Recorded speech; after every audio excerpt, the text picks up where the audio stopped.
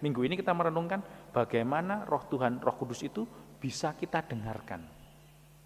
Seperti Maria belajar setia, meskipun di tengah salib, di bawah salib dia belajar setia, dan itu diberikan kepada kita. Bagaimana kita? Kita merenung sebentar, agar kita berani melihat karya Tuhan juga yang sedang dilakukan Tuhan, untuk membuka telinga kita, hati kita bisa terbuka, lalu kita bisa mengalami rahmat Tuhan yang lebih besar dalam hidup kita. Dalam nama Bapa dan Putra dan Roh Kudus. Amin. Tuhan bersamamu dan bersama rohmu. Para saudara kasih, setiap hari kita diajar bagaimana kita belajar mendengarkan suara Roh Kudus yang ditanamkan, yang dianugerahkan kepada kita. Agar setiap hari pula kita mengalami Tuhan yang menyertai kita, sehingga penyertaan Tuhan mengarahkan kita untuk berbagi kasih setiap hari. Nah, karena itu mari sebelum kita melanjutkan Ekaristi ini kita hening sejenak. Kita kembali melihat cara kita menyapa orang, cara kita bereaksi terhadap sapaan orang, cara kita menanggapi peristiwa-peristiwa yang kita alami setiap hari. Marilah kita berdoa. Allah Bapa kami di surga, bangunlah kami menjadi tubuh Yesus, dan perkenankanlah Dia menjadi batu sendi yang mengumpulkan kami semua. Sebab Dialah Tuhan dan pengantara kami, yang hidup dan bertahta bersama Dikau dalam persekutuan dengan Roh Kudus, Allah sepanjang segala masa. Amin. Para saudara kasih, dalam Injil ini disampaikan setelah Yesus menyampaikan, jadi Injil ini ditempatkan setelah Yesus menyampaikan bahwa Dia harus menderita. Coba ulang lihat lagi di kitabnya. Setelah kali yang ketiga.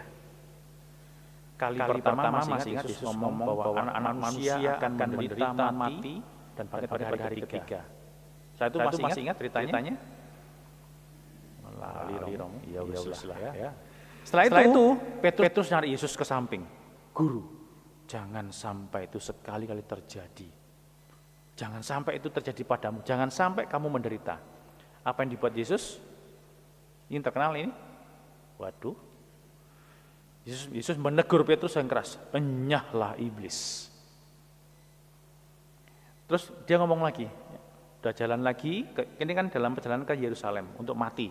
Kalau kita masih ingat yang hari Senin atau hari Selasa kemarin, para murid mengikuti Yesus dengan ketakutan, dengan cemas. Ngomong itu yang pertama. Ditarik Petrus ditegur Yesus, enyahlah iblis. Yang kedua, ngomong lagi Yesus, anak manusia akan menderita, mati, nanti begitu terus.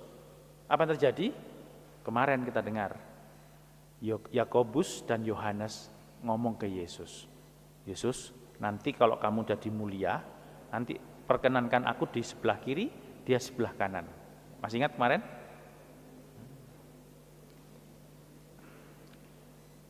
Yesus ngomong tentang penderitaan, tetapi yang dipersoalkan oleh para muridnya bukan itu, tetapi soal kekuasaan.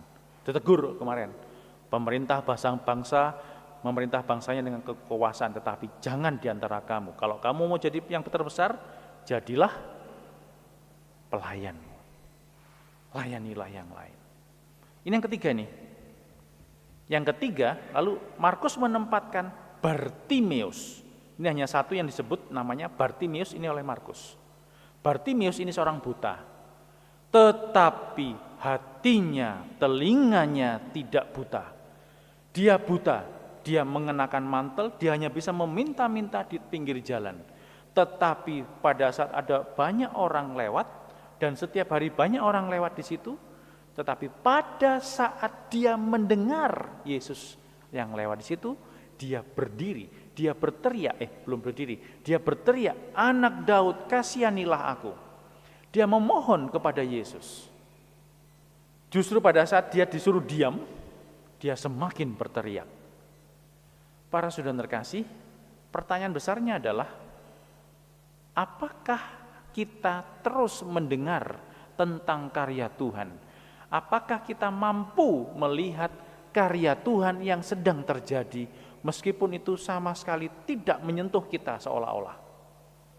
Yesus kan ini Bartimius duduk di pinggir jalan. Dia mendengar Yesus menyembuhkan orang di sana. Yesus membuat orang lumpuh berdiri, orang buta melihat, orang mati bangkit. Dia mendengar dan dia mengimani. Meskipun itu belum menyentuh dia masih buta dan hanya bisa merana mungkin ya, meminta-minta di pinggir jalan. Ini sikap kontemplatif, sikap mendengarkan, melihat karya Tuhan dalam diri orang dan dia ikut mengimani. Bukan gosipkan, bukan iri hati, bukan jengkel, bukan marah, bukan Tuhan, aku doa terus tapi kenapa yang itu dikabulkan aku kok tidak. Itu yang kita minta. Tapi dia terus mengimani. Dan pada gilirannya Yesus lewat di depan dia. Dia punya kekuatan untuk bisa terus melawan kelemahan-kelemahan dia. Orang lain mendesak dia, "Gus, diam. Diam." Justru tambah bersemangat untuk berteriak. Orang itu kalau berdoa dengan disertai dengan iman, dia akan mengalahkan banyak kelemahan, banyak keterbatasan. Keyakinan kita akan dikuatkan. Roh Kudus kita yang ada dalam diri kita akan terus menguatkan kita. Nah, sekarang pertanyaannya adalah, kalau Roh Kudus itu sedang bekerja dalam diri orang lain yang mungkin tidak kita sukai, apakah kita juga berani mengatakan, "Ya, Engkau sedang berkarya Tuhan, aku ikut bergembira, aku yakin." Atau alah itu loh. Orang lain ngomong tentang kebaikan seseorang, kita ngomong tentang kejelekan dia. Kenapa? Karena kita pernah dilukai, pernah disakiti. Ini loh yang membuat Roh Kudus itu terkungkung, tidak bisa menggerakkan kita.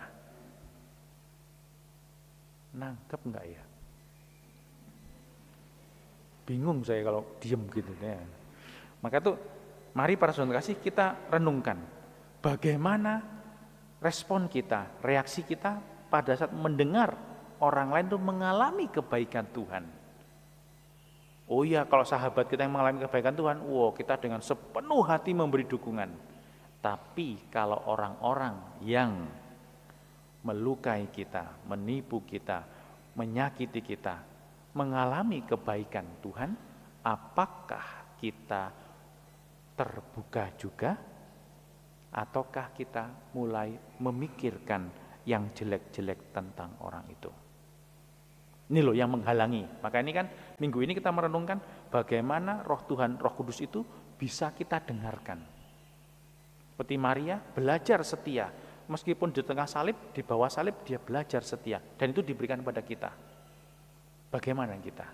Coba kita merenung sebentar, agar kita berani melihat karya Tuhan juga yang sedang dilakukan Tuhan, untuk membuka telinga kita, hati kita bisa terbuka, lalu kita bisa mengalami rahmat Tuhan yang lebih besar dalam hidup kita.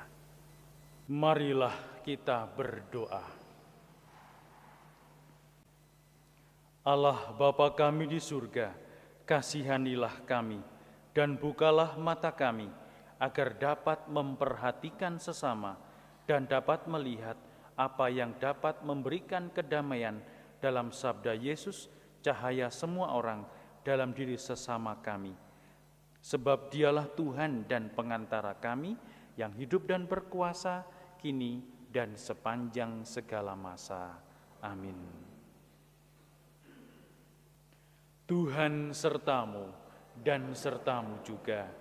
Saudara sekalian, hidup kita hari ini, anggota keluarga kita, dimanapun mereka berada, senantiasa dibimbing, dilindungi, dan diberkati oleh Allah yang Maha Kuasa, Bapa dan Putra dan Roh Kudus. Amin. Para saudara yang terkasih, dengan demikian Ekaristi Kudus kita telah selesai.